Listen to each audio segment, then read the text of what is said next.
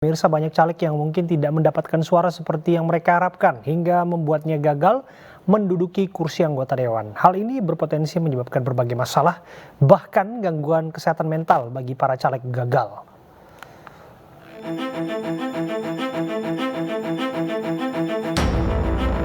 Meski hasil resmi penghitungan suara pemilu belum rampung, namun banyak caleg di berbagai wilayah di Indonesia mulai panik dan gelisah melihat perolehan angka mereka versi quick count. Banyak caleg yang mungkin tidak mendapatkan suara seperti yang mereka harapkan, hingga membuatnya gagal menduduki posisi pilihan mereka. Hal ini berpotensi menyebabkan berbagai masalah dan gangguan kesehatan mental para caleg. Gangguan kesehatan mental yang bisa dialami oleh caleg gagal tersebut bisa berupa sulit tidur, gangguan kecemasan, depresi, sedih, hingga gangguan pola pikir yang bisa membuat emosi seseorang meledak-ledak.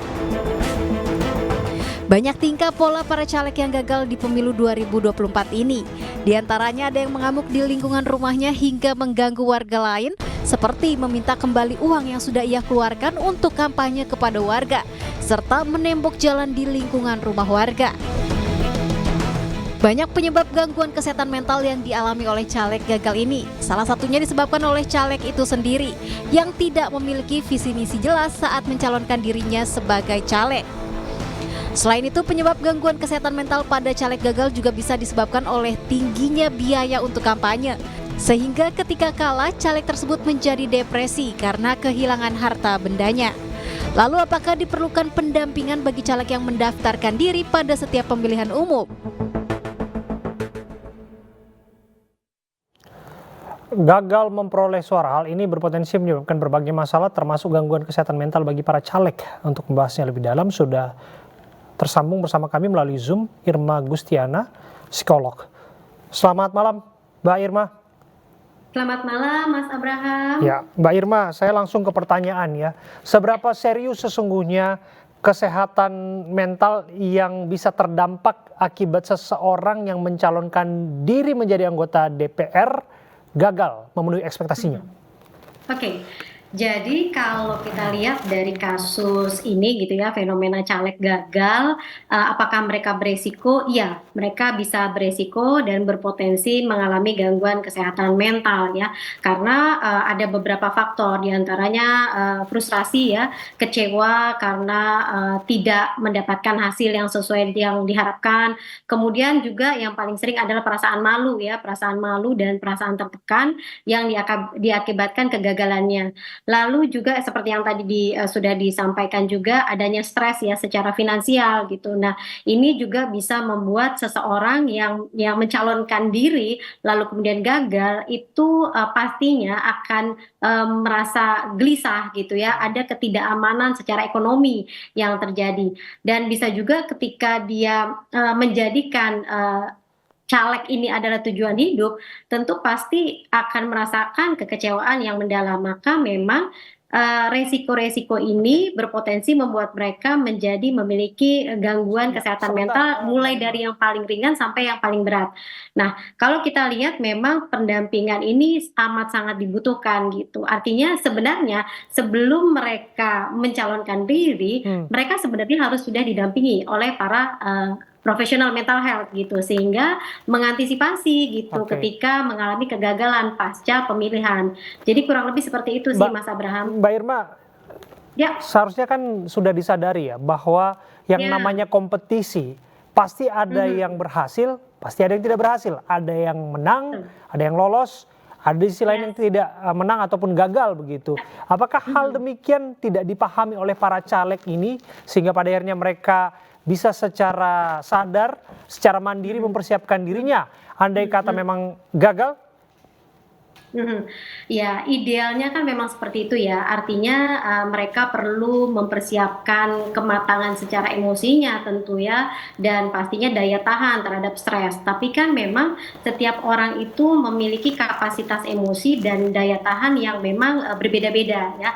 Kalau mereka memang pernah mengalami fase-fase sulit dan kemudian bisa bangkit dari kegagalan di pengalaman-pengalaman sebelumnya, artinya ketika caleg kemudian dia mengalami kegagalan, harusnya ini nggak membuat dia menjadi depresi. Tetapi ketika dia nggak pernah melampaui fase mengalami kesulitan yang berarti, kemudian juga memang ada kerentanan gitu ya, karena setiap orang punya kerentanan terhadap masalah-masalah secara psikologis. Nah ini sudah pasti biasanya itu nggak terlalu menjadi faktor penting bagi Oke. dia untuk dipikirkan. Yang paling buruk apa menurut Anda yang bisa saja terjadi andai kata memang tidak mempersiapkan diri? Depresi dan yang pasti sih potensial dan beresiko untuk mengakhiri penderitaan dengan mohon maaf bunuh diri. Nah itu yang sebetulnya dikhawatirkan. Iya, jangan sampai terjadi tentu saja.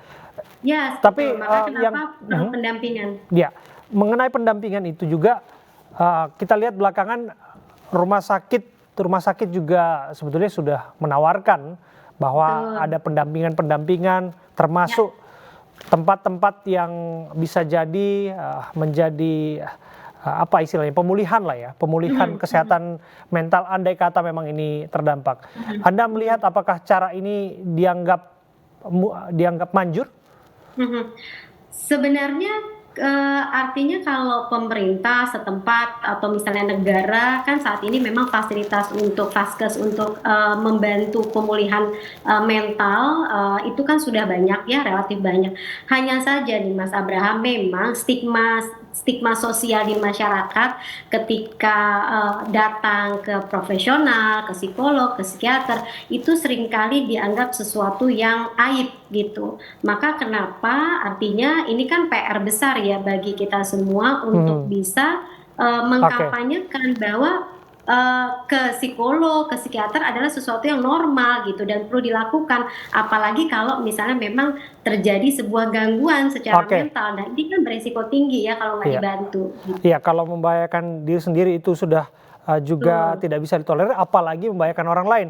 Tapi apakah kemudian yang satu ini butuh pendampingan psikolog? Kita sampaikan informasinya dulu, Mbak Irma. Ini gara-gara utang, seorang caleg sekaligus petinggi partai di Solok, Sumatera Barat terlibat pertengkaran dengan tim suksesnya. Caleg tersebut bahkan menodongkan benda mirip pistol dan memukul korban. Yang pekot tidak amudan tangan, amudan sampai dan motor tapi kobo. Ada pernah ngaluan kok, ang kecil tembak paluan kok. Astagfirullah. Viral di media sosial, video pertengkaran antara seorang caleg yang juga petinggi partai dengan tim suksesnya di Solok, Sumatera Barat. Adu mulut terjadi di rumah sang caleg di kawasan 11 Koto Singkarak. Disebut sang caleg meminta kembali uang kampanye karena perolehan suara tidak mencapai target. Salah satu tim ses berjanji akan mengganti uang setelah panen sawah. Ada pernah ngaluan kok, ang kecil tembak paluan kok. Astagfirullah. Namun saat meminta tim ses menandatangani surat, sang caleg tiba-tiba emosi karena sadar sedang direkam.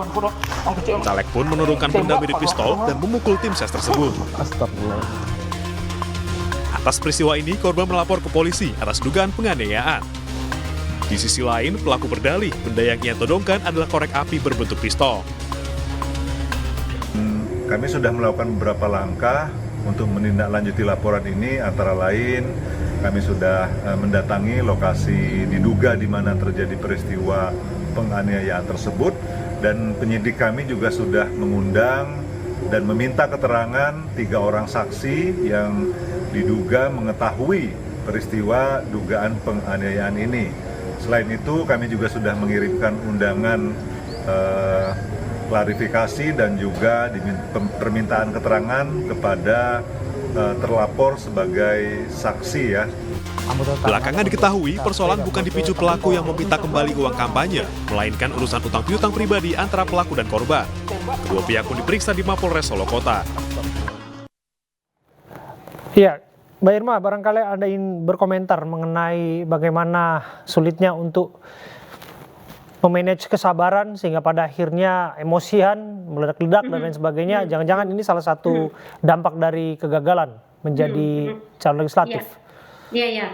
Jadi kalau kita lihat kan ini ada perilaku yang tidak normatif ya, artinya ke arah kriminalitas sebetulnya gitu kan, karena ada upaya untuk menyakiti pihak lain secara sadar. Nah, artinya memang keputusasaan yang terjadi pada seseorang itu beresiko tinggi sehingga membuat dia tidak lagi mampu untuk berpikir logis gitu, sehingga apa saja itu bisa akan dia lakukan gitu untuk mempertahankan apa yang sepatutnya atau haknya dia kan, sehingga ya tadi gitu cara-cara mungkin yang tidak sesuai dengan hukum gitu itu bisa saja dilakukan ketika seseorang dalam keadaan putus asa dan frustrasi gitu. Oke, terakhir ya Mbak Irma ya, kira-kira apa tanda-tanda andai kata seorang calon legislatif yang terdampak kejiwaannya akibat gagal menjadi anggota legislatif yang menjadi alasan untuknya untuk secara cepat langsung berkonsultasi atau mendapatkan penanganan yang tepat? Oke. Setiap orang harus memiliki kesadaran penuh terhadap adanya perubahan dari sisi emosi, pikiran, dan juga perilaku. Dan itu juga perlu untuk diketahui orang-orang di sekitarnya, sehingga bisa saling mengingatkan. Nah, kalau misalnya kita sebagai caleg dan kemudian kita menyadari ada perubahan secara emosional yang tadinya tidak terlalu sensitif, namun pasca adanya pemilu ini menjadi jauh lebih sensitif, kemarahan lalu meningkat dan disertai dengan aktivitas yang destruktif kepada orang lain atau juga kepada dirinya. Nah, itu juga perlu menjadi pertanda. Kemudian yang paling sering terjadi juga adanya kegelisahan, kemudian kecemasannya juga meningkat, bisa juga diiringi dengan gangguan secara fisiologis ya, ada sakit secara fisik yang tidak biasa yang dialami. Kemudian sehari-hari juga biasanya mengalami penurunan fungsi tidur, jadi tidur tidak lagi berkualitas, lalu juga penurunan fungsi dalam aktivitas makan, ya,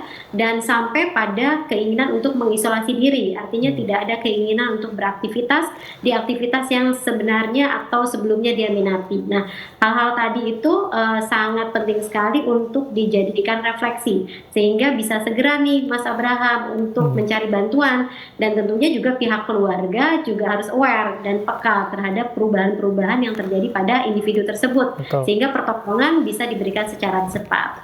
Begitu. Ya, terima kasih Mbak Irma Agustiana, psikolog, atas waktu Anda. Yang paling penting juga ada sikap legowo ya dalam setiap kompetisi. Ada menang dan ada kalah dan harus siap menerima risiko itu. Terima kasih atas waktu Anda.